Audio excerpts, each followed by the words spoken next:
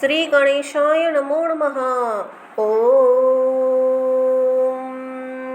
एकदन्ताय विद्महे वक्रतुण्डाय धीमहि तन्नो दन्ती प्रचोदयात्।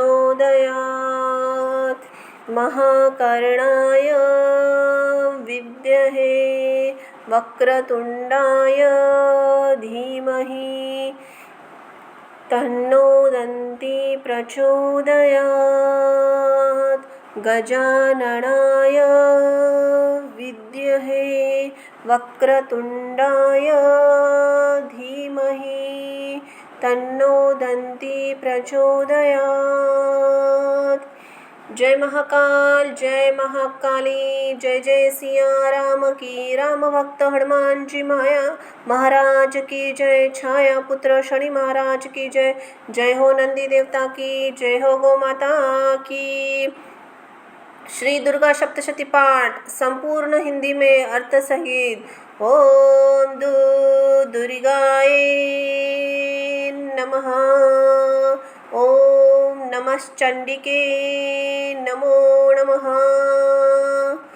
ओम ऐं ह्रीं क्लीं चामुण्डाय विच्चे। ओम जगदम्बे दुर्गाय नमः।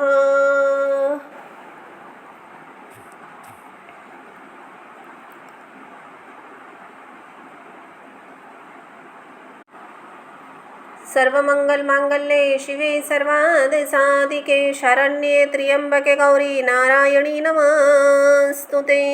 जय हो माता तुळजा भवानी अम्बा, जय हो माता महालक्ष्मी अम्बा, जय जय हो माता रेणुकाये नमो नमः। जय हो माता सप्तशृंगिये नमो नमः। जय हो माता सरस्वतीये नमो नमः। शरस्बिंदु समाकारे परब्रह्म स्वरूपिणी वासनापीठ निलये सरस्वती नमस्तुते। ओम दुर्गाय नमः। जय जय हो माँ जगदम्बा, जय हो माँ आदिशक्ति जगदम्बा। माता दुर्गा चालीसा हिंदी में अर्थ सहित। चौपाई। जय हो माँ दुर्गा। सुख प्रदान करने वाली माँ दुर्गा को मेरा नमस्कार है। दुख हरने वाली माँ अम्बा को मेरा नमस्कार है।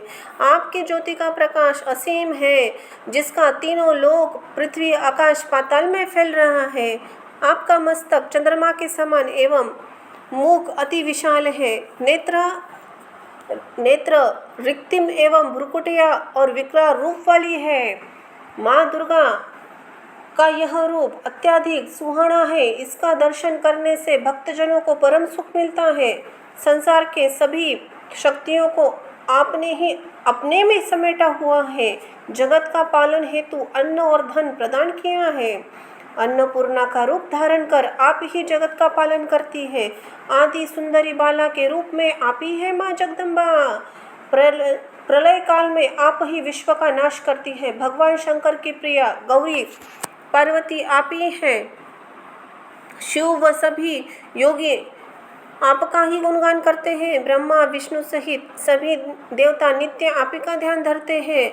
आपने ही माँ सरस्वती का रूप धारण कर ऋषि मुनियों को सद्बुद्धि प्रदान की और उनका उद्धार किया। हे अम्बे माता, आपने ही श्री नरसिंह का रूप धारण कर किया था और खंबे को चीरकर प्रकट हुई थी। आपने भक्त प्रहलाद की रक्षा करके हिरण्यकश्यप को स्वर्ग प्रदान किया, क्योंकि वह आपके हाथों मारा गया। लक्ष्मी जी का रूप धारण कर आप ही क्षीरसागर में श्री नारायण के साथ शेष शैया पर विराजमान है। क्षीरसागर में भगवान विष्णु के साथ विराजमान है। दया सिंधु देवी, आप ही मेरी मन की आशाओं को पूर्ण करो। हिंगलाज की देवी भवानी के रूप में आप ही प्रसिद्ध है। आपकी महिमा का बखान नहीं किया जा सकता है। मातंगी देवी और धूमावती भी आप ही है। भुवनेश्वरी और बंगलामुखी देवी के रूप में भी सुख की दाता आप ही है। श्री भैरवी और तारा देवी के रूप में आप ही जगत के उद्धारक है। छिन्न मस्ता के रूप में आप ही भवसागर के कष्ट को दूर करती है। वाहन के रूप में सिंह पर सवार है भवानी, लांगूर हनुमान जी जैसे वीर आपकी अगवानी करते हैं। आपके हाथों में जब काल रूपी खप्पर व खड़क होता है तो उसे देखकर काल भी भयग्रस्त हो जाता है। हाथों में महाशक्तिशाली अस्त्र और शस्त्र और त्रिशूल उठाए हुए आपका रूप को देख शत्रु के हृदय में भी शूल उठने लगते हैं। नरकोट वाली देवी के रूप में आप ही विराजमान हैं। तीनों लोकों में आपके नाम का डंका बजता है। हे माँ, आपने शुंभ और निशुंभ जैसे राक्षसों का संहार किया। वह रक्त भी शुंभ और निशुंभ की सेना का एक राक्षस जैसे यह वरदान प्राप्त था कि उसके रक्त की एक बूंद भी जमीन पर गिरने से सैकड़ों राक्षस पैदा हो जाएंगे, तथा शंख राक्षस का वध भी किया।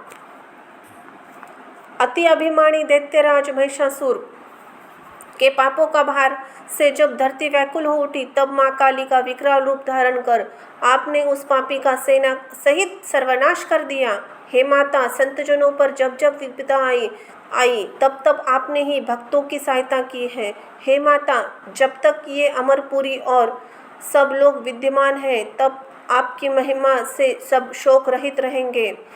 हे माँ, श्री ज्वाला जी में आपकी ज्योति जल रही है। नर नारी सदा आपकी पूजा करते हैं। श्रद्धा और भक्ति से जो व्यक्ति आपका गुणगान करता है, दुख व दरिद्रता उसके नजदीक नहीं आती। जो प्राणी निष्ठापूर्वक आपका ध्यान धरता है, वह जन्म मरण के बंधन से निश्चित ही मुक्त हो जाता है। योगी, साधु, देवता, मुनिजन पुकार कर कहते हैं, आपकी शक्ति के बिना योग भी संभव नहीं है। शंकराचार्य जी ने आचरज नामक तप करके काम, क्रोध, मद, लोभ आदि सबको जीत लिया। उन्होंने नित्य ही शंकर भगवान का ध्यान किया, लेकिन आपका स्मरण कभी नहीं किया। आपकी शक्ति का मर्म भेद वे नहीं जान पाए। जब उनकी शक्ति क्षीण हो गई, तब वे मन ही मन पछताने लगे। आपकी शरण आकर उन्होंने आपकी कीर्ति का गुणगान करके जय जय जगदम्बा भवानी उच्चारण किया। जय जय हो माँ अम्बे, हे आदि जगदम्बा जी। तब आपने प्रसन्न होकर उनकी शक्तियाँ लौटाने में विलंब नहीं किया। हे माता, मुझे चारों ओर से अनेक कष्टों ने घेरा है। आपके अतिरिक्त इन दुखों को कौन हरेगा माँ? हे माता, आशा और तृष्णा मुझे निरंतर सताती है। मोह, क्रोध, काम, क्रोध, ईर्ष्या भी दुखी करते हैं। हे भवानी, मैं एकचित होकर आपका स्मरण करता हूँ। आप मेरे शत्रुओं का नाश कीजिए। हे दया बरसने वाली अम्बे माँ, मुझ पर कृपा दृष्टि कीजिए। रिद्धि सिद्धि आदि प्रदान कर मुझे निहाल कीजिए। हे माता, जब तक मैं जीवित रहूं, सदा आपकी दया दृष्टि बने रहे और आपकी यश गाथा महिमा का वर्णन मैं सबको सुनाता रहूं। जो भी भक्त प्रेम और श्रद्धा से दुर्गा चालीसा का पाठ करेगा, सब सुखों को भोगता हुआ परम पद को प्राप्त होगा। हे माता जगदम्बा भवानी, देवीदास को अपनी शरण में जानकर उस पर कृपा कीजिए। जय हो माँ जगदम्बा, जय हो माँ अम्बे। माता दुर्गा जी की आरती। जय अम्बे गौरी मैया, जय श्यामा गौरी, तुमको निश दिन ध्यानवत हरि ब्रह्मा शिवरी। ओम जय अम्बे गौरी, मांग सिंदूर विराजत टीको मृग, मद को उज्ज्वल से दाऊ नैना चंद्रवंदनी को। ओम जय अम्बे गौरी माता, जय अम्बे गौरी, कनक समाल कलेवर रक्त अंबर राजे, रक्त पुष्प गलमाला कंठन पर साजे। ओम जय अम्बे गौरी माता, जय अम्बे गौरी, के हरि वाहन राजत खड़क खप्पर धारी, सुर नर मुनि जन सेवत तिनके दुख हारी। ओम जय अम्बे गौरी माता, जय अम्बे गौरी, कानन कुंडल शोभित नासाग्रे मोती कोटिक चंद्र निदिवार समराजत ज्योति। ओम जय अम्बे गौरी माता जय अम्बे गौरी शुंभ निशुंभ विदारे महिषासुर घाती द्रुमलि विलोचन नैना निषदिनं मदमाती। जय अम्बे गौरी माता जय अम्बे गौरी। ओम जय अम्बे गौरी माता जय अम्बे गौरी चंडमुंड सहारे शोणित बीजहारे मधुकैटप दाऊ मारे सुर भयहीन करे। ओम जय अम्बे गौरी माता जय अम्बे गौरी ब्रह्माणी रुद्राणी तुम कमला रानी आगम निगम बखानी तुम शिव की पटरानी। ओम जय अम्बे गौरी माता ओम जय अम्बे गौरी 64 योगिनी मंगल गावत नृत्य करत भैरव बाजत ताल मृदुंगा अरु बाजत डमरू। ओम जय अम्बे गौरी माता जय अम्बे गौरी तुम ही जगत की माता तुम ही हो भरता भक्तन की दुख हरता सुख संपत्ति करता। ओम जय अम्बे गौरी माता जय अम्बे गौरी भुजाचार अतिशोभित खड़क खप्पर धारी मनवांचित फल पावत सेवत नर नारी। ओम जय अम्बे गौरी माता जय अम्बे गौरी कांचन थाल विराजत अगर कपूरवाती श्रीमाल केतु में राजत कोटि रतन ज्योति। ओम जय अम्बे गौरी माता जय अम्बे गौरी। ओम श्री अम्बे जी की आरती जो कोई नर गावे कहत शिवानंद स्वामी सुख संपत्ति पावे। ओम जय अम्बे गौरी माता ओम जय अम्बे गौरी जय श्यामा गौरी माता जय अम्बे गौरी आदिशक्ति आदिनारायणी उदे उदे कपूर गौरम करुणावतारम संसारसारम भुजगेन्द्रहारम सदा वसंतम हृदयारविंदे भवम भवानी सहितं नमामि मंदारमाला कृपालकाय कपालमाला अभिषेखर दिगंबराय च दिगंबराय नमः शिवाय च नमः शिवाय सांब सदा शिव पार्वती पते हर हर हर महादेव।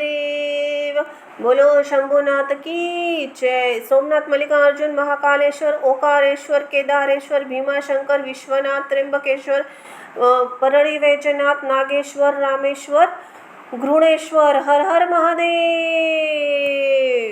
जय हो अर्धनारेश्वराय नमो नमः। श्री माता दुर्गा जी से प्रार्थना करुणामयी जगत जननी आनंद व स्नेह महिमा आपकी सदा जय हो। हे अम्बे पंखहीन पक्षी और भूख से पीड़ित बच्चे जिस प्रकार आपकी माँ की राह देखते हैं उसी प्रकार मैं आपकी दया की प्रतीक्षा कर रही हूँ। हे अमृतमयी माँ आप शीघ्र आकर मुझे दर्शन दे मैं आपका रहस्य जान सकूँ ऐसी बुद्धि मुझे प्रदान करे। बोलो जय हो माँ जगदम्बा जय हो माँ आदिशक्ति। श्री दुर्गा सप्तशती पाठ अध्याय 2 तमेव माता च पिता तमेव बंधु च सखा तमेव विद्या दृढं तमेव सर्वं मम देव देव। सर्वमंगल मांगल्ये शिवे सर्वार्थ साधिके शरण्ये त्र्यंबके गौरी नारायणी नमस्तुते। जयंती मंगला काली भद्रकाली कपालिनी दुर्गा क्षमा शिवा धात्री स्वाहा स्वधा नमस्तुते।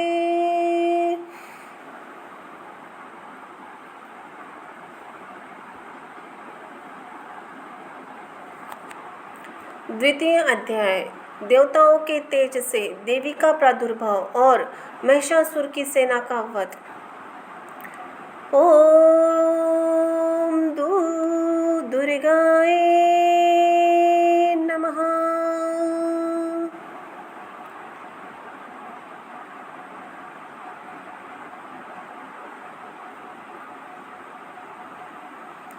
ओम मध्यम चरित्र के विष्णु ऋषि महालक्ष्मी देवता उच्चिक छंद शांभकारी शक्ति दुर्गा बीज वायु तत्व और यजुर्वेद का स्वरूप है।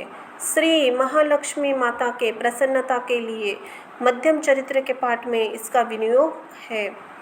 मैं कमल के आसन पर बैठी हुई प्रसन्न मुख वाली महिषासुरमर्दिनी भगवती महालक्ष्मी जी का भजन करता हूँ जो अपने हाथ में अक्षमाला फारसा गदा बाण वज्र पद्य धनुष्य कुंडिका दगड़ कुंडिका, दंड, शक्ति, खड़ग, ढाल, शंख, घंटा, मधुपात्र, शूल, पाश और चक्र धारण करती है।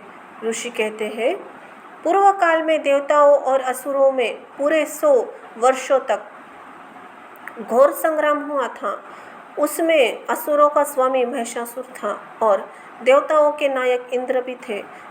उस युद्ध में देवताओं की सेना महाबली असुर से परास्त हो गई। संपूर्ण देवताओं को जीतकर महिषासुर इंद्र बन बैठा। तब पराजित देवता प्रजापति ब्रह्मा जी के आगे करके उस स्थान पर गए जहाँ भगवान शंकर और विष्णु जी विराजमान थे। देवताओं ने महिषासुर के पराक्रम तथा अपनी पराजय यथावत वृत्तांत उन दोनों देवेश्वरों के विस्तार पूर्वक कह सुनाया। वे बोले, भगवान महिषासुर सूर्य, इंद्र, अग्नि, वायु, चंद्रमा, यम, वरुण तथा अन्य देवताओं के भी अधिकार छीनकर स्वयं ही सबका अधिष्ठाता बन बैठा है।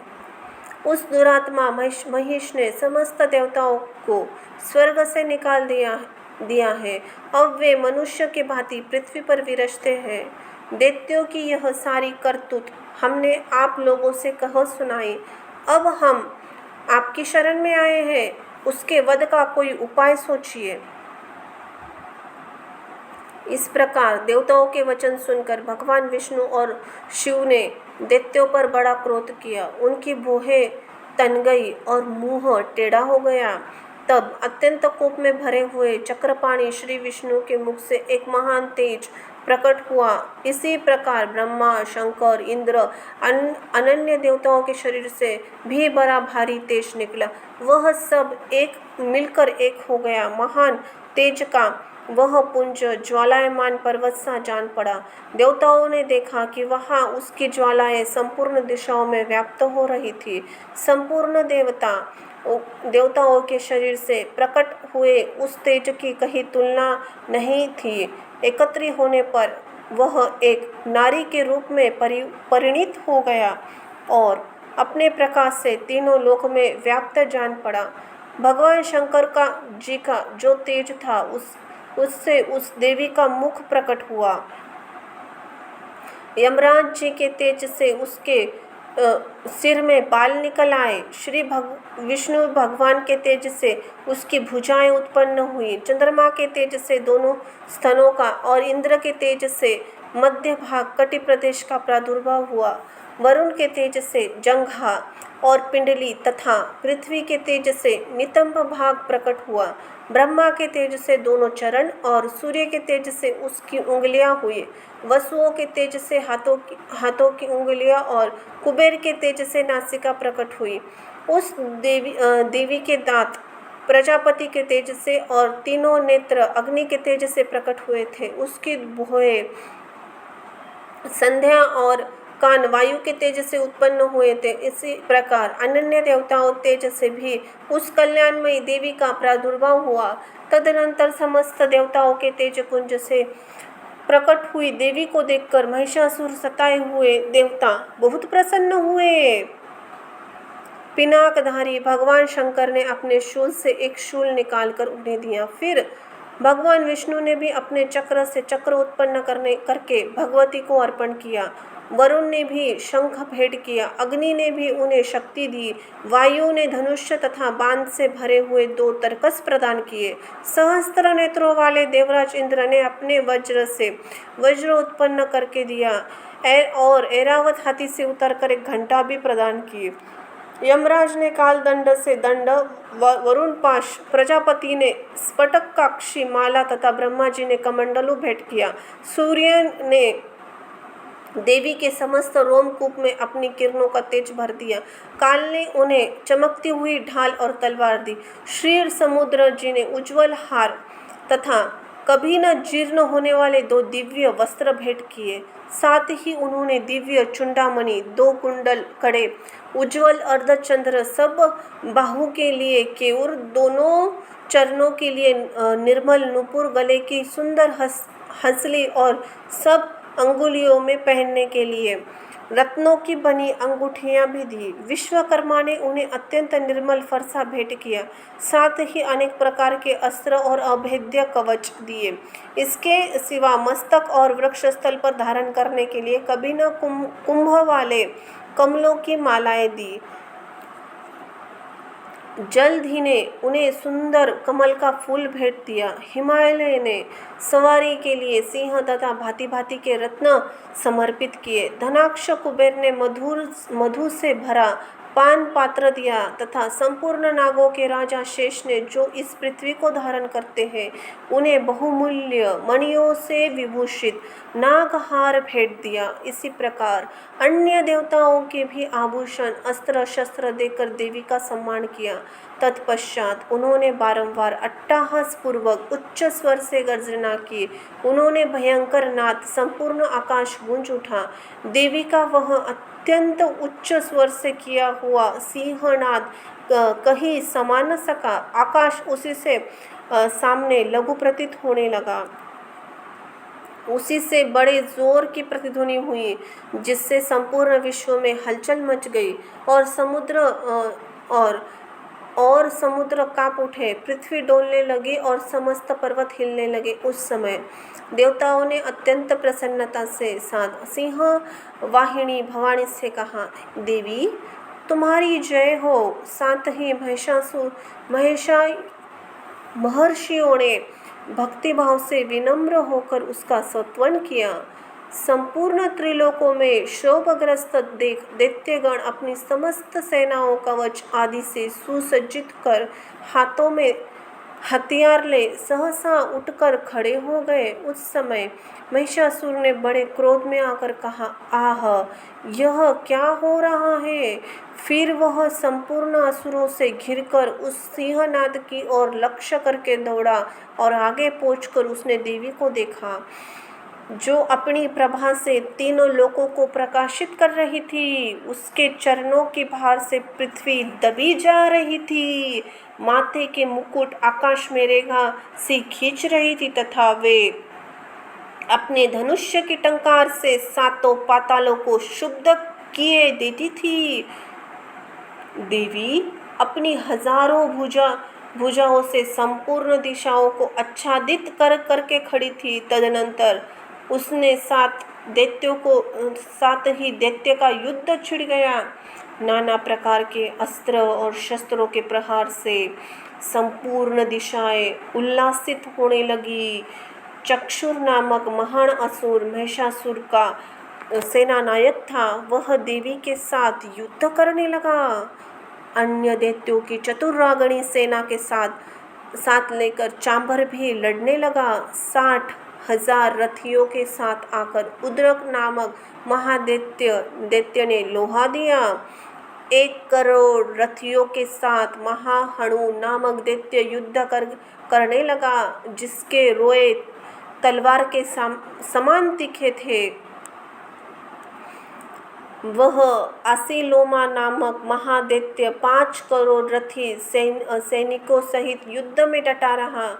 60 लाख रथियों से घिरा हुआ वाक्षकल नामक दैत्य भी उस युद्ध भूमि में लड़ने लगा।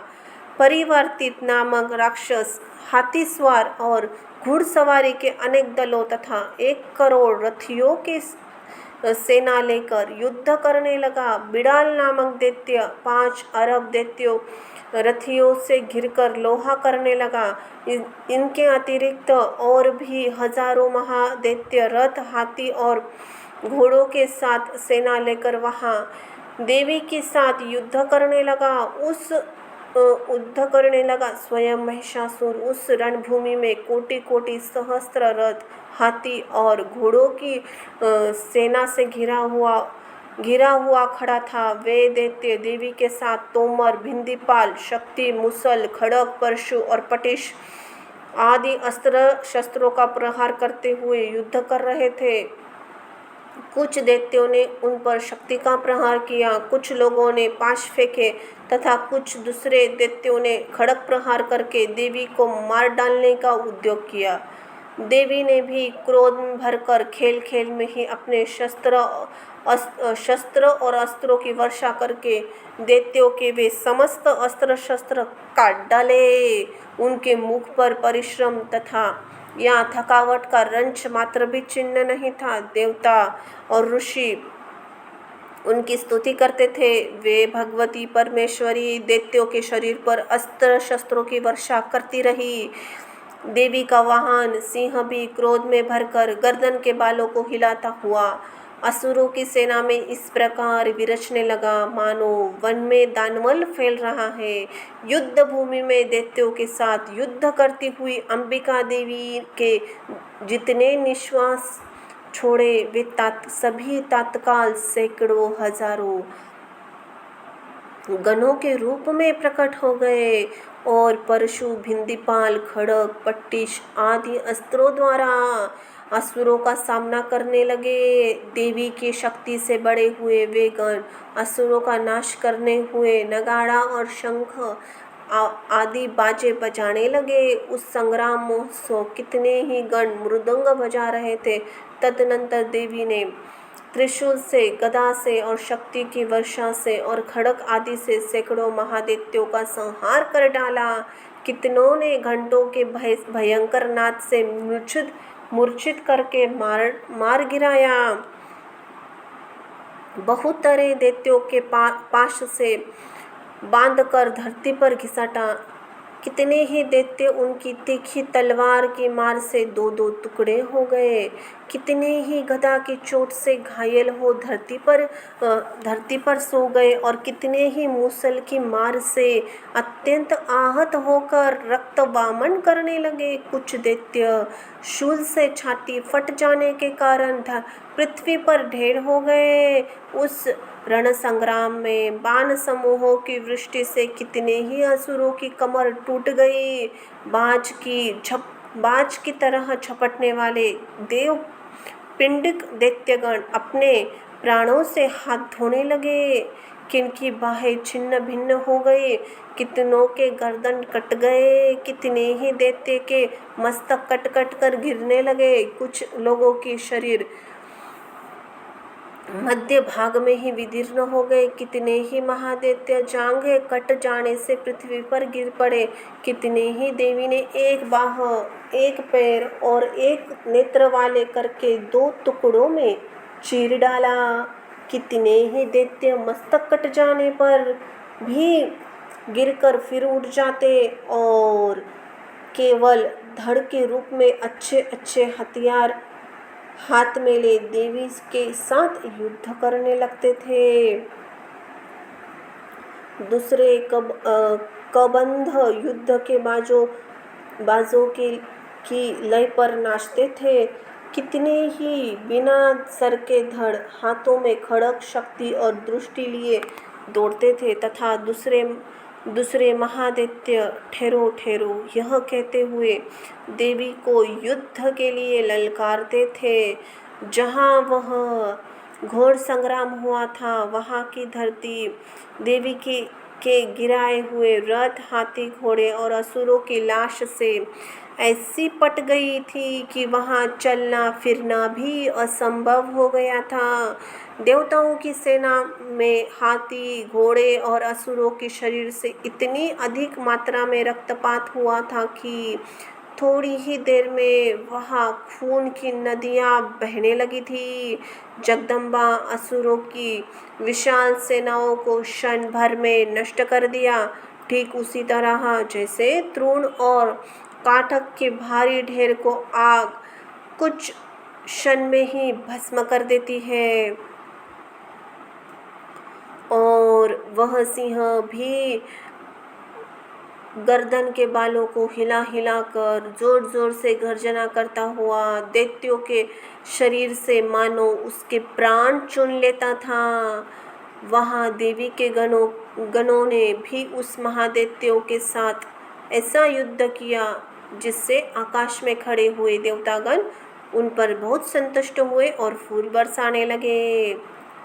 इस प्रकार श्री मार्कंडेय पुराणे सवर्णिक मनवंतरे कथा के अंतर्गत देवी महात्म्य में महिषासुर का सेना का वध नामक दूसरा अध्याय यहाँ संपन्न हुआ।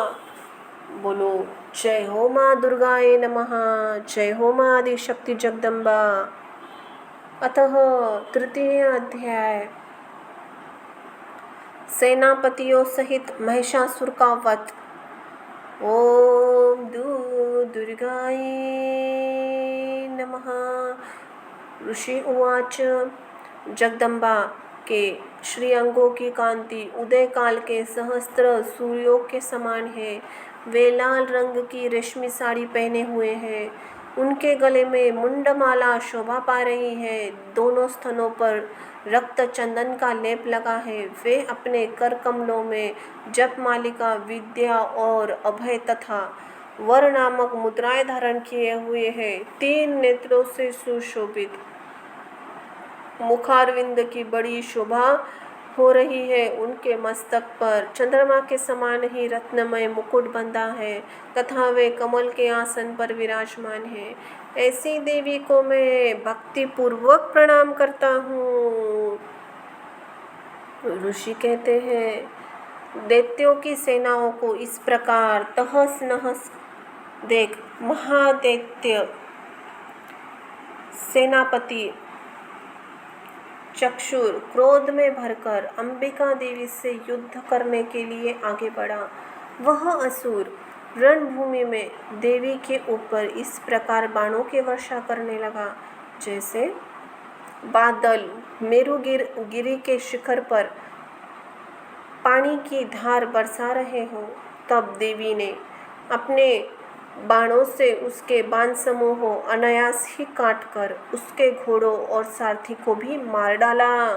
साथ ही उसके धनुष्य तथा अत्यंत ऊंची ध्वजा को भी तत्काल काट गिराया। धनुष्य कट जाने पर उसके अंगों को अपने ही बाणों से भींद डाला। धनुष्य, रथ, घोड़े और सारथी के नष्ट हो जाने पर वह असुर ढाल और तलवार लेकर देवी की ओर दौड़ा। उसकी तीखी धार वाली तलवार से सिंह के मस्तक पर चोट करके देवी की भी बाई भुजाओं में बड़े वेग से प्रहार किया।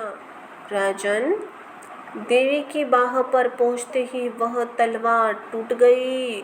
फिर तो क्रोध से लाल आंखें करके उस राक्षस ने शूल हाथ में लिया और उसे उस महादैत्य ने भगवती भद्रकाली के ऊपर चलाया। वह शूल आकाश से गिरते हुए सूर्यमंडल की भांति अपने तेज से प्रज्वलित हो उठा। उस शूल को अपने और आते देख देवी ने भी उस शूल का प्रहार किया। उससे राक्षस के शूल के सैकड़ों टुकड़े हो गए।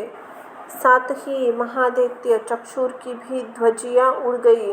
वह प्राणों से हाथ धो बैठा। महिषासुर के सेनापति उस महापराक्रमी चक्षुर के मारे जाने पर देवताओं को पीड़ा देने वाला चामर हाथी पर चढ़कर आया। उसके भी देवी के ऊपर शक्ति का प्रहार किया, किंतु जगदम्बा ने उसे अपने हुंकार से ही आहत एवं निष्प्रह करके तत्काल पृथ्वी पर गिरा दिया। शक्ति टूट कर गिरी हुई देख चामर को बड़ा क्रोध आया।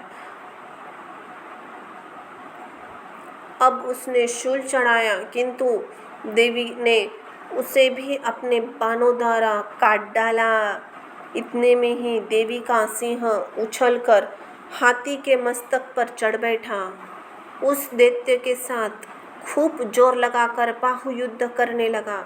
वे दोनों लड़ते लड़ते हाथी से पृथ्वी पर आ गए और अत्यंत क्रोध में भरकर एक दूसरे पर बड़े भयंकर प्रहार करते हुए लड़ने लगे। तदनंतर सिंह बड़े वेग से आकाश की ओर उछला और उधर से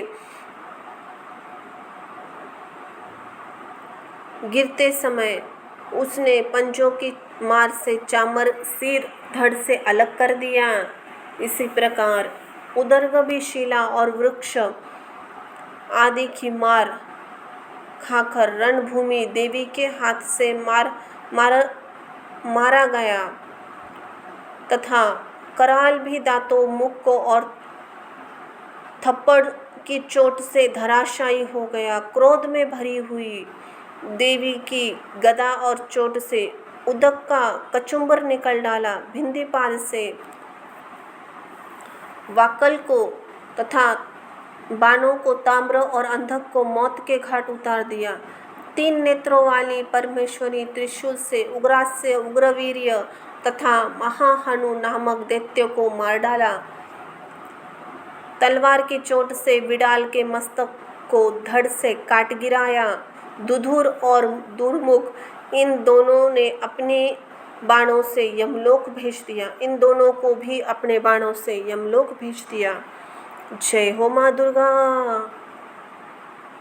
इस प्रकार अपनी सेना का संहार होता देख महिषासुर ने भैंस का रूप धारण करके देवी के गणों को त्रास देना आरंभ किया।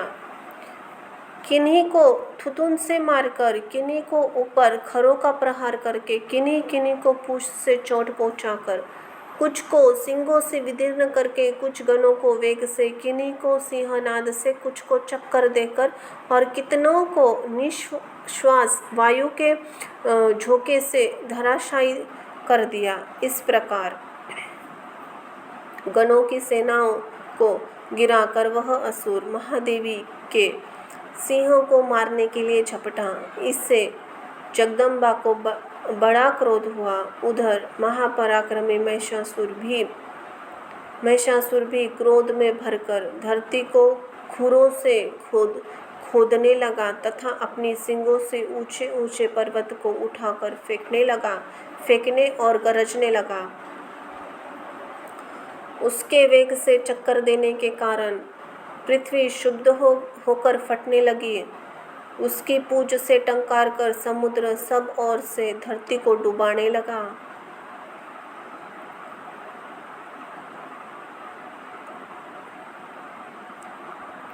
हिलते हुए सिंगों से आघात से विदीर्ण होकर बादलों के टुकड़े टुकड़े हो गए।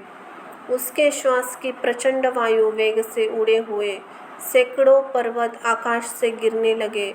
इस प्रकार क्रोध में भरे हुए उस महादैत्य को अपनी ओर आते देख चंडिका ने उसका वध करने के लिए महान क्रोध किया। उसके पाश फेंककर उस महान असुर को बांध लिया। उस महासंग्राम में बंध जाने पर उसने भैंस का रूप त्याग दिया और तत्काल सिंह के रूप में वह प्रकट हो गया। उस अवस्था में जगदम्बा जो ही उसका मस्तक काटने के लिए उद्यत हुई, त्यों ही वह खड्गधारी पुरुष के रूप में दिखाई देने लगा। तब देवी ने तुरंत ही बाणों की वर्षा करके ढाल और तलवार के साथ उस पुरुष को भी बींध डाला। इतने ही वह महान गर्जराज के रूप में परिणित हो गया तथा अपने सुंड से देवी के विशाल सिंह को खींचने और गरजने लगा। खींचते समय देवी ने उस तलवार से उसकी सुंड काट डाली। तब उस महादैत्य ने पुनः भैंस का शरीर धारण किया और पहल की भांति चराचर प्राणियों सहित तीनों लोगों को व्याकुल करने लगा। तब क्रोध में भरी हुई जगत माता चंडिका बारंबार उत्तम मधु का पान करते और लाल आंखें करके हंसने लगी। उधर वह बल और पराक्रम के मद से उन्मत्त हुआ राक्षस गरजने लगा और सिंह से चंडिका के ऊपर पर्वत को फेंकने लगा। उस समय देवी अपने बाणों के समूहों से उसे फेंके हुए पर्वत को चूर करती हुई बोली। बोलते समय उसका मुख मधु के मद से लाल हो रहा था और वाणी लड़खड़ा रही थी। देवी ने कहा, ओ मूढ़, मैं जब तक मधु पीती हूँ तब तक तू क्षण भर के लिए खूब गरज ले। मेरे हाथों से यह तेरी मृत्यु हो जाने पर अब शीघ्र ही देवता भी गर्जना करेंगे। यो कहकर देवी उछली और महादैत्य के ऊपर चढ़ गई। फिर अपने पैरों से उसे दबाकर उन्होंने शूल और उसके कंठ में आघात किया और पैरों से दबा होने पर भी महिषासुर अपने मुख से अभी आधे शरीर से वह बाहर निकल पाया था कि देवी ने अपने प्रभाव से उसे रोक दिया। आधा निकला होने पर भी वह महादैत्य देवी से युद्ध करने लगा। तब देवी ने बहुत ही बड़ी तलवार से उसका मस्तक काट गिराया। फिर हाहाकार करती हुई दैत्यों की सारी सेना भाग गई तथा संपूर्ण देवता प्रसन्न हो गए। देवताओं ने दिव्य महर्षियों के साथ दुर्गा देवी का स्तवन किया। गंधर्वराज गाने लगे तथा अप्सराएं नृत्य करने लगी। इस प्रकार श्री मार्कंडेय पुराणे संवर्णित महामंत्रे के कथा के अंतर्गत देवी महात्म्य में महिषासुर वध नामक 3रा अध्याय यहाँ संपूर्ण हुआ। बोलो जय जय हो माँ अम्बे की, जय हो माँ जगदम्बे की।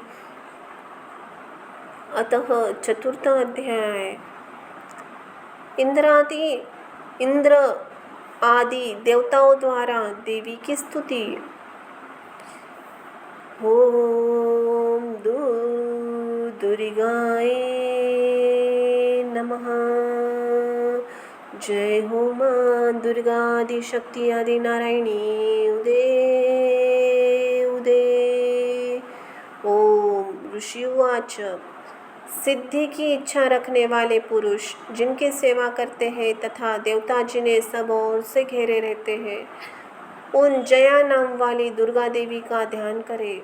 उनके श्री अंगों की आभा काले मेघ के समान श्याम है। वे अपने कटाक्षों से शत्रु समूहों को भय प्रदान करती हैं। उनके मस्तक पर आबंद चंद्रमा की रेखा शोभा पाती है। वे अपने हाथों में शंख, चक्र, कृपाण और त्रिशूल धारण करती है। उनके 3 नेत्र हैं। वे सिंह के कंधे पर चढ़ी हुई हैं। अपने तेज से तीनों लोकों को परिपूर्ण कर रही है। ऋषि कहते हैं, अत्यंत पराक्रमी दुरात्मा महिषासुर तथा उनकी दैत्य सेना के देवी के हाथ से मारे जाने पर इंद्र आदि देवता प्रणाम के लिए गर्दन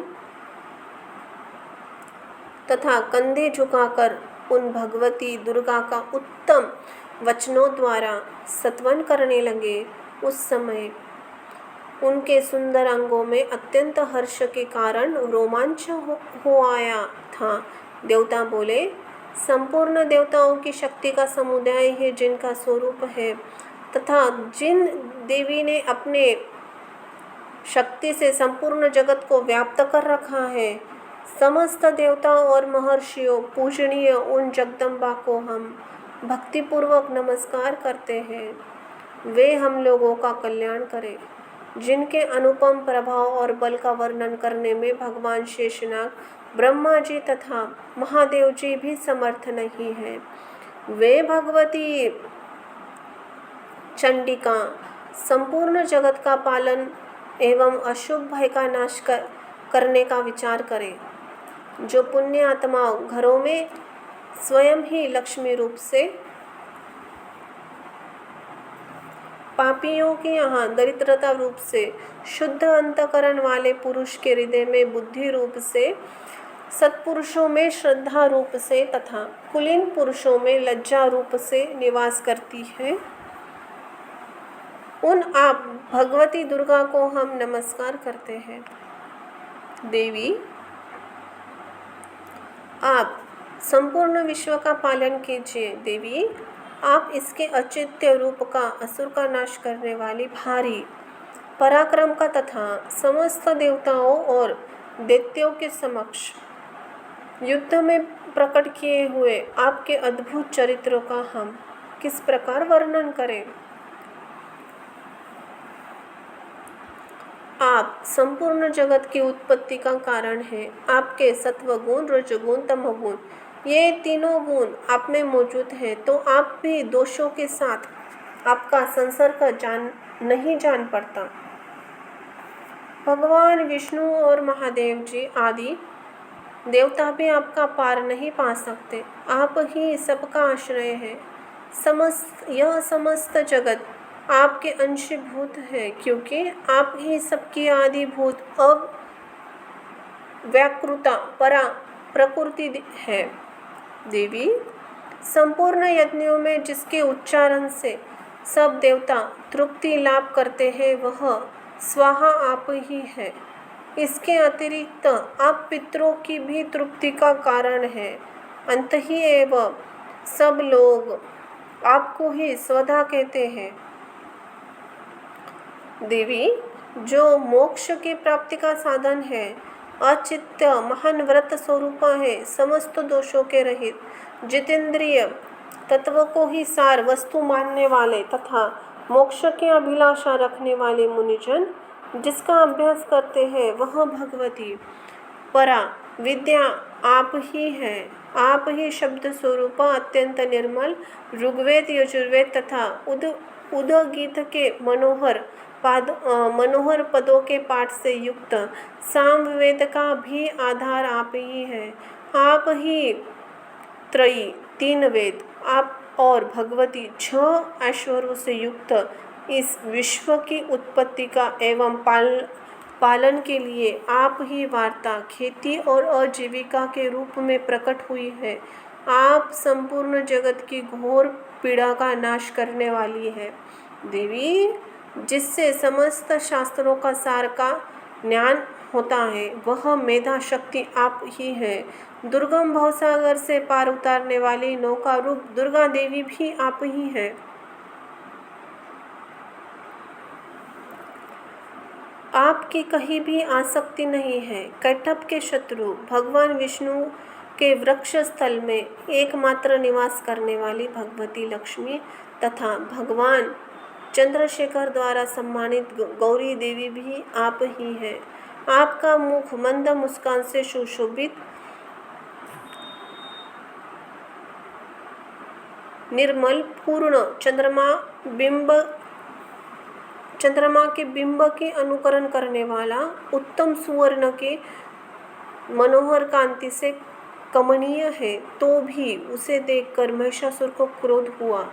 सहसा उसने उस पर प्रहार कर दिया। यह बड़े आश्चर्य की बात है।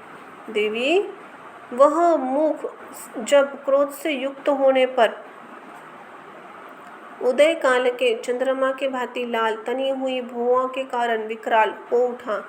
तब उसे देखकर जो महिषासुर के प्राण तुरंत ही नहीं निकल गए, उससे भी बढ़कर आश्चर्य की बात क्या है। क्योंकि क्रोध में भरे हुए यमराज को देखकर भला कौन जीवित रह सकता है। देवी, आप प्रसन्न हो। परमात्मा आपके प्रसन्न होने पर जगत का अभ्युदय होता है और क्रोध में भर जाने पर आप तत्काल ही कितने की कुलों का नाश कर डालती है। यह बात कभी अनुभव में आई है क्योंकि महिषासुर की यह विशाल सेना क्षण भर में आपके कोप से नष्ट हो गई। सदा अभ्युदय प्रदान करने वाली आप जिन पर प्रसन्न रहती हैं वे ही देश में सम्मानित हैं। उन्हीं का धन और यश की प्राप्ति होती है। उन्हीं धर्म कभी शिथिल नहीं होता तथा वे ही अपने हृष्ट पुष्ट स्त्री और पुत्र भृत्यु के साथ धन्य माने जाते हैं। देवी, आपकी कृपा से पुण्य आत्मा पुरुष प्रतिदिन अत्यंत श्रद्धापूर्वक सदा सब प्रकार के धर्मानुकूल कर्म करता है और उसके प्रभाव से स्वर्ग लोक में जाता है। इसलिए आप तीनों लोक में निश्चय ही मनोवांछित फल देने वाली हैं। माँ दुर्गे, आप स्मरण करने पर सब प्राणियों का भय हर लेती हैं। स्वास्थ्य पुरुषों द्वारा चिंतन करने उन्हें परम कल्याणमय बुद्धि प्रदान करती है। दुख दरिद्रता भय हरने वाली देवी, आपके सिवा कौन है जिसका चित्त सब का उपकार करने के लिए सदा त्रायत रहता है हो।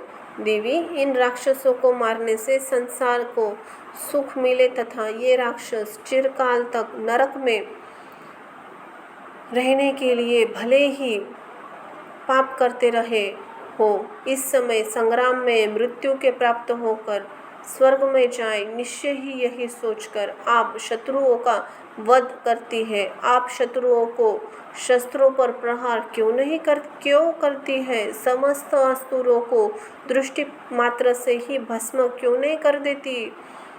इसमें भी एक रहस्य है। ये शत्रु भी हमारे शस्त्र से पवित्र होकर उत्तम लोक में जाएं। इसी प्रकार उनके प्रति भी आपका विचार अत्यंत उत्तम रहता है।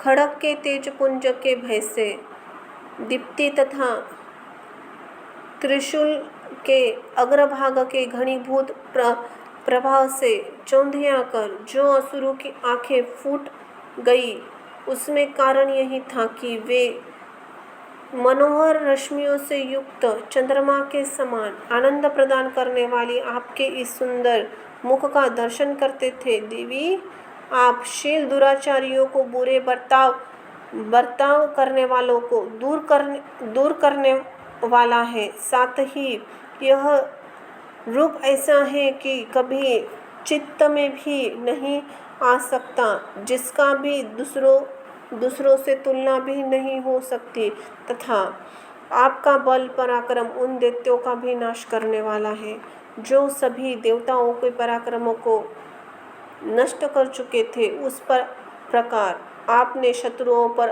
भी अपनी दया प्रकट की है। वरदायिनी देवी, आपके इस पराक्रम की किसके साथ तुलना हो सकती है? तथा शत्रुओं को भय देने वाली एवं अत्यंत मनोहर ऐसा रूप भी आपके सिवा कहाँ है? हृदय कृपा और युद्ध में निष्ठुरता, ये दोनों बातें तीनों लोकों के भीतर केवल आप में ही देखी गई है। माते, आपके शत्रुओं का नाश करके समस्त त्रिलोकों की रक्षा की है। उन शत्रुओं को भी युद्ध में भूमि में मारकर स्वर्ग लोक में पहुंचा दिया है। उस उन्मत्त दैत्यों से प्राप्त होने वाले हम लोगों को भय को भी दूर कर दिया है। आपको नमस्कार है। आपको हमारा नमस्कार है माते। देवी, आप शूल से हमारी रक्षा करें। अंबिके, आप खड़ग से हमारी रक्षा करें तथा घंटा की ध्वनि और धनुष्य की टंकार से भी हम लोगों की रक्षा करें। चंडिके, पूर्व, पश्चिम और दक्षिण दिशाओं में आप हमारी रक्षा करें तथा ईश्वरी, आपने त्रिशूल घुमाकर आप उत्तर दिशाओं में हमारी रक्षा करें। तीनों लोकों में आपके जो परम सुंदर अत्यंत भयंकर रूप विचरते रहते हैं, उनके द्वारा भी आप हमारी इस भूलोकों की रक्षा करें। अंबिके,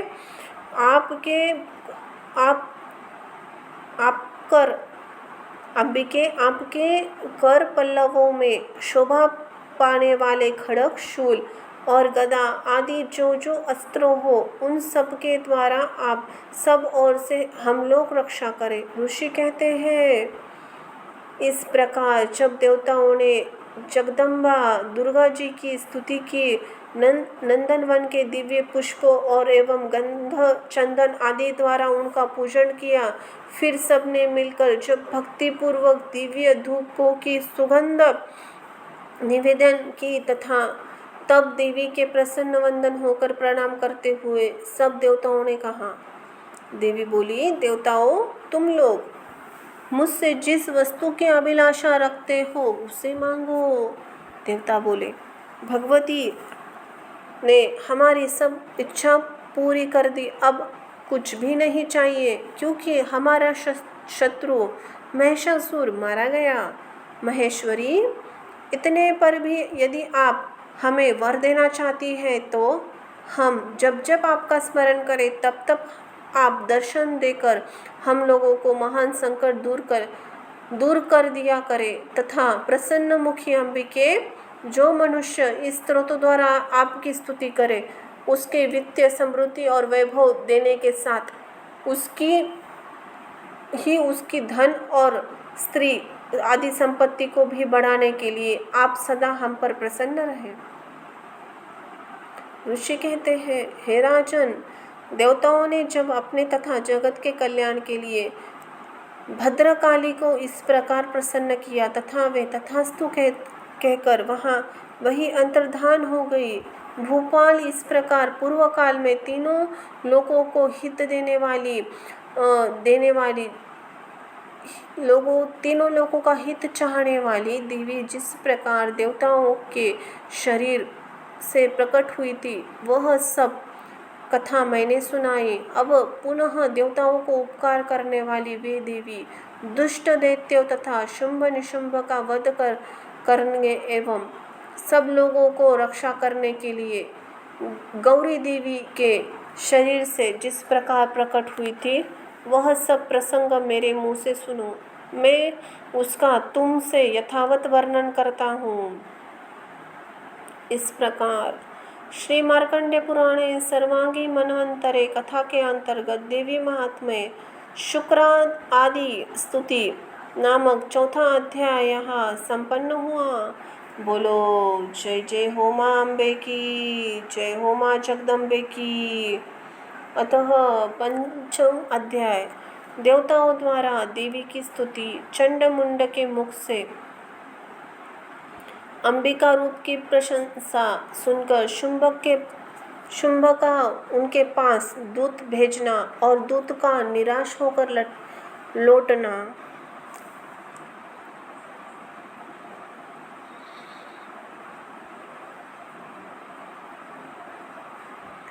ओम दुर्गाय नमः। जय हो माँ दुर्गा, जय हो माता चामुंडा, भद्रकाली, कपालिनी, जय हो माँ अंबिका। ओम क्लीं ऋषि उवाच।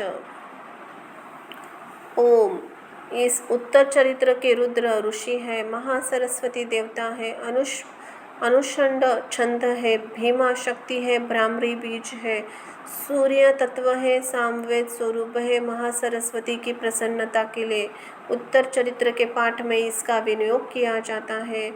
जो अपने कर कमलों में घंटा, शूल, हल, शंख, मूसल, चक्र, धनुष और बाण धारण करती है।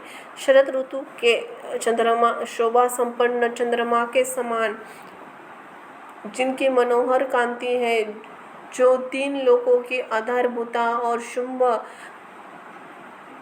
आदि दैत्यों का नाश करने वाली है, तथा गौरी के शरीर के जिसका प्राकट्य हुआ है, उन महासरस्वती देवी का मैं निरंतर भजन करता हूँ। ऋषि कहते हैं, पूर्व काल में शुंभ और निशुंभ नामक असुर ने अपने ही बल के घमंड में आकर सचीपति इंद्र के हाथ से तीनों लोकों का राज्य और यज्ञ भाग छीन लिए। वे ही दोनों सूर्य, चंद्रमा, कुबेर और यम और वरुण के अधिकार का भी उपयोग करने लगे। वायु और अग्नि का कार्य भी वे ही करने लगे। उन दोनों ने सब देवताओं को अपमानित, राज्य भ्रष्ट, पराजित तथा अधिकारहीन करके स्वर्ग से निकाल दिया। उन दोनों महान असुरों तिरस्कृत देवताओं ने अपराजिता देवी का स्मरण किया और सोचा,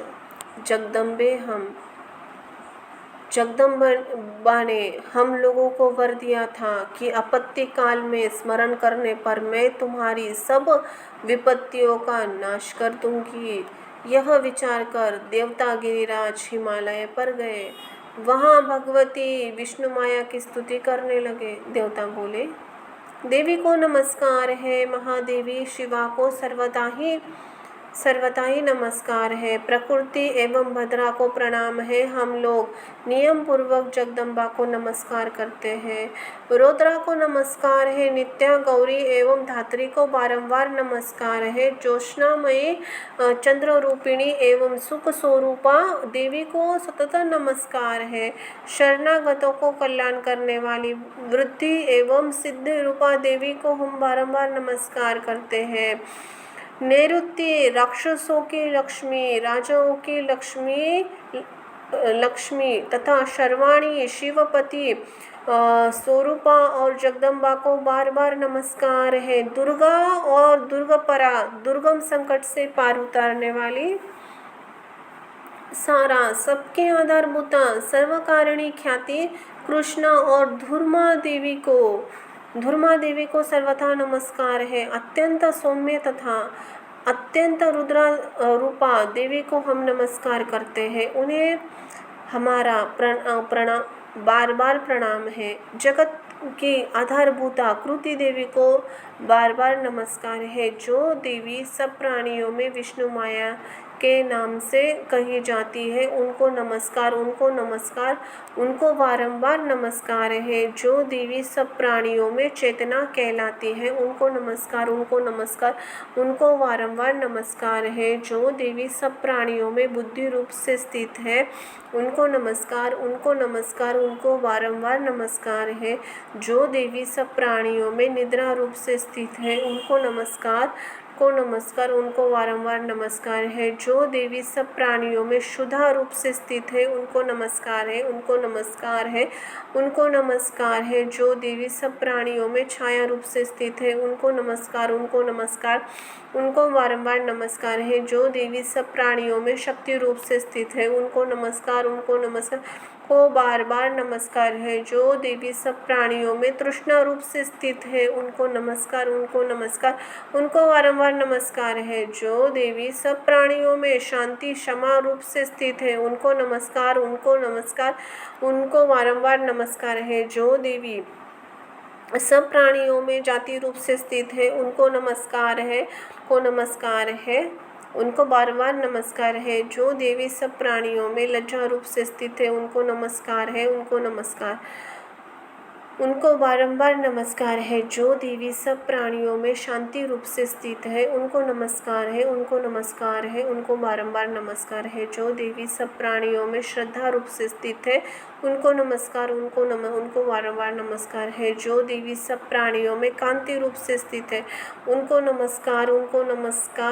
बारंबार नमस्कार है। जो देवी सब प्राणियों में लक्ष्मी रूप से स्थित है, उनको बारंबार नमस्कार है। जो देवी सब प्राणियों में वृत्ति रूप से स्थित है, उनको बारंबार नमस्कार है। जो देवी सब प्राणियों में स्मृति रूप से स्थित है, उनको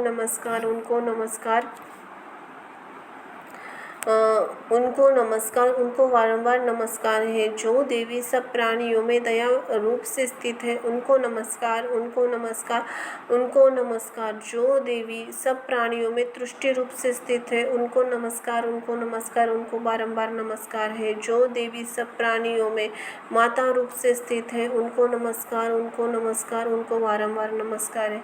जो देवी सब प्राणियों में भ्रांति रूप से स्थित है, उनको बारंबार नमस्कार है। जो देवी सब प्राणियों में भ्रांति रूप से स्थित है, उनको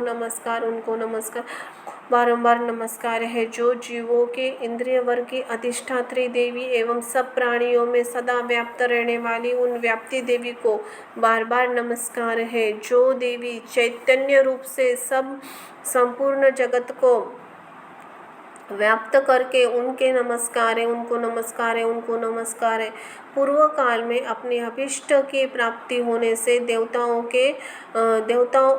ने जिनकी स्तुति तथा देवराज इंद्र ने बहुत दिनों तक जिनका सेवन किया तथा कल्याण की साधन भूता ईश्वरी हमारा कल्याण और मंगल करे तथा सारी आपत्तियों का नाश कर डाले। उदंड दैत्यों से सताए हुए हम सभी देवता जिन परमेश्वरी उन समय नमस्कार करते हैं तथा जो भक्ति से विनम्र पुरुषों द्वारा द्वारा स्मरण की जाने पर तत्काल ही संपूर्ण विपत्तियों का नाश कर देती है।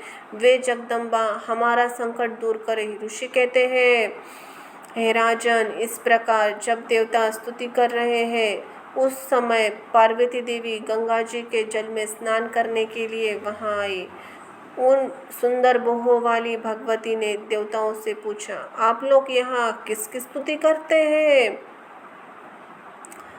तब उन्हीं के शरीर कोश से प्रकट हुई शिवा देवी बोली, शुंभ दैत्यों से तिरस्कृत और युद्ध में निशुंभ से पराजित हो यहाँ एकत्र हुए ये समस्त देवता यह मेरी स्तुति कर रहे हैं। पार्वती जी के शरीर कोश से अंबिका का प्रादुर्भाव हुआ था, इसलिए वे समस्त लोकों में कोशकी कही गई।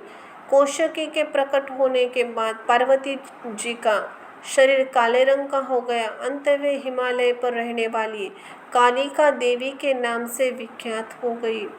तदनंतर शुंभ निशुंभ भृत चंडमुंड वहां आए और उन्होंने परम मनोहर रूप धारण करने वाली अंबिका को देखा। फिर वे शुंभ के पास जाकर बोले, महाराज, एक अत्यंत मनोहर स्त्री है जो अपने दिव्य कांति से हिमालय को प्रकाशित कर रही है। वैसी ही उत्तम रूप किसी ने भी नहीं देखा होगा। असुरेश्वर, पता लगाइए वह देवी कौन है और उसे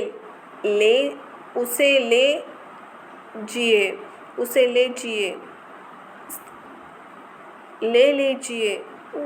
स्त्रियों के तो वह रत्न है। उसका प्रत्येक अंग बहुत ही सुंदर तथा वह अपने श्री अंगों के प्रभाव से संपूर्ण दिशाओं में फैल रहा है। दैत्यराज, अभी वह हिमालय पर ही मौजूद है। आप उसे देख सकते हैं प्रभु। तीनों लोक में मणि, हाथी और घोड़े आदि जितने भी रत्न हैं वे सब इस समय आपके घर में शोभा पाते हैं।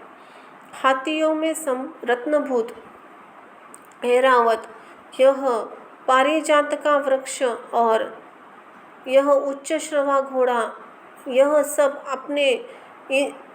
आपने इंद्रों से ले लिया है। हंस से जीता हुआ यह विमान भी आपके आंगन में शोभा पाता है।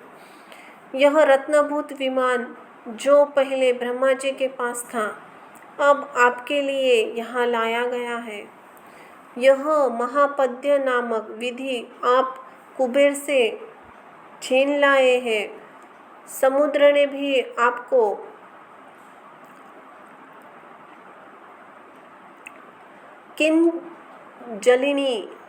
किंचकलिनी नामक माला भेंट की है जो केसर से सुशोभित है और जिसके कमल भी कुंभलाते नहीं हैं।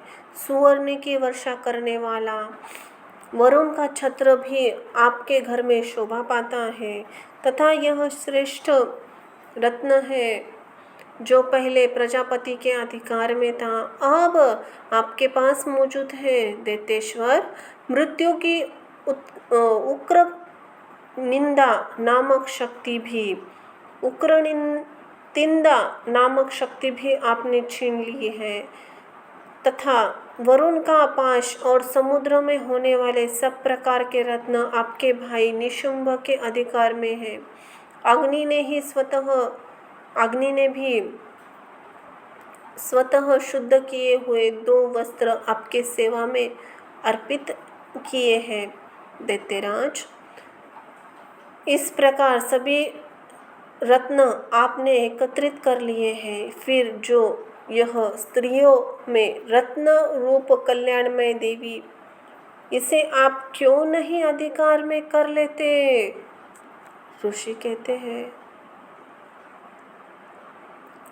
चंडमुंड का यह वचन सुनकर शुंभ ने महादैत्य सुग्रीव को दूत बनाकर देवी के पास भेजा और कहा, तुम मेरी आज्ञा से उसके सामने ये बातें कहना। ऐसा उपाय करना जिससे प्रसन्न होकर वह शीघ्र ही यहाँ आ जाए। वह दूत पर्वत के अत्यंत रमणीय प्रदेश में, जहाँ देवी मौजूद थी, गया और मधुर वाणी कोमल वचन बोला। दूत बोला, देवी, दैत्यराज शुंभ इस समय तीनों लोकों में परमेश्वर है। मैं उन्हीं का भेजा हुआ दूत हूँ। यहाँ तुम्हारे ही पास आया हूँ। उनकी आज्ञा सदा सब देवता एक स्वर से मानते हैं। कोई उनका उल्लंघन नहीं कर सकता। वे संपूर्ण देवताओं को परास्त कर चुके हैं। उन्होंने तुम्हारे लिए जो संदेश दिया है उसे सुनो। संपूर्ण त्रिलोकों की मेरी अधिकार में है। देवता भी मेरी आज्ञा से अधीन चलते हैं। संपूर्ण यज्ञों के भागों में ही मैं पृथक पृथक भोगता हूँ। तीनों लोकों में जितने श्रेष्ठ रत्न हैं वे सभी मेरे अधिकार में हैं। देवराज इंद्र का वाहन ऐरावत, जो हाथियों में रत्नों के समान है, मैंने छीन लिया है। क्षीरसागर मंथन करने से जो अश्वरत्न उच्च श्रवा प्रकट हुआ था, उसे देवताओं ने मेरे पैरों में पड़कर समर्पित किया है। सुंदरी, उनके सिवा और भी जितने रत्नभूत पदार्थ देवताओं, गंधर्व और नागों के पास थे, वे सब मेरे ही पास आ गए हैं। देवी, हम लोग तुम्हारी संसार की स्त्रियों में रत्न मानते हैं। अंतही तुम हमारे पास आ जाओ, क्योंकि रत्नों का उपभोग करने वाले हम ही हैं। चंचल कटाक्षों वाली सुंदरी, तुम मेरी या मेरे भाई महापराक्रमी निशुंभ की सेवा में आ जाओ, क्योंकि तुम रत्न स्वरूपा हो। मेरा वरण करने से तुम्हें तुलना रहित महान ऐश्वर्य की प्राप्ति होगी। अपने बुद्धि से यह विचार कर तुम मेरी पत्नी बन जाओ।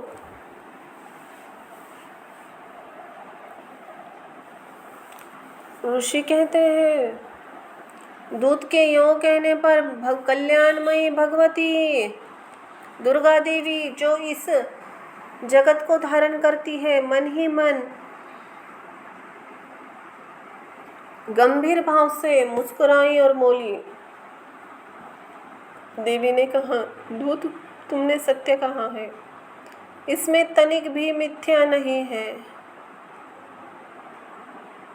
शुंभ तीनों लोकों का स्वामी है। निशुंभ भी उसके समान पराक्रमी है। किंतु इसी विषय में मैंने जो प्रतिज्ञा कर ली है, उसे मिथ्या कैसे करूं? मैंने अपनी अल्प बुद्धि के कारण पहले से ही जो प्रतिज्ञा कर रखी है, उसे सुनो। जो मुझे संग्राम में जीत लेगा, जो मेरे अभिमान को चूर कर देगा तथा संसार में जो मेरे समान बलवान होगा, वही मेरा स्वामी होगा। इसीलिए शुंभ अथवा महादैत्य निशुंभ स्वयं ही यहाँ पधारे। मुझे जीतकर शीघ्र ही मेरा पानी ग्रहण कर ले। इसमें विलंब की क्या आवश्यकता है? देवी, दूत बोला, देवी, तुम घमंड में भरी हो।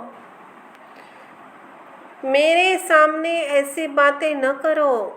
तीनों लोक में कौन ऐसा पुरुष है जो शुंभ और निशुंभ के सामने खड़ा हो सके?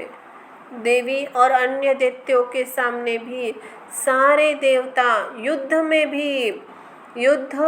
भी नहीं ठहर सकते। फिर तुम अकेली स्त्री होकर कैसे ठहर सकती हो? जिन शुंभ आदि दैत्यों के सामने इंद्र आदि सब देवता भी युद्ध में खड़े नहीं हुए, उनके सामने तुम स्त्री होकर कैसे जाओगी? इसलिए तुम मेरे कहने से निशुंभ और शुंभ के पास चलो। ऐसा करने से तुम्हारे गौरव की रक्षा होगी, अन्यथा जब वे केश पकड़कर घसीटेंगे तब तुम्हें अपनी प्रतिष्ठा खोकर जाना पड़ेगा। देवी ने कहा, तुम्हारा कहना ठीक है, शुंभ बलवान है और निशुंभ बड़े पराक्रमी है, किंतु मैं क्या करूं? मैंने पहले से बिना सोचे समझे प्रतिज्ञा कर ली है। अब तुम जानो, अब तुम जाओ। मैंने तुमसे जो कुछ कहा है वह सब दैत्यराज से आदरपूर्वक कहना, फिर वे जो उचित जान पड़े सो करे। इस प्रकार श्री मार्कंडे पुराणे सर्वांगी मनवंतरे कथा के अंतर्गत देवी महात्म्य देवी दूत संवाद नामक 5वां अध्याय यहाँ संपन्न हुआ। बोलो जय हो माँ दुर्गा देवी की, जय हो माँ आदिशक्ति जगदम्बा की, जय हो माँ। ओम दुर्गाय नमः। जय हो माँ दुर्गा। धन्यवाद।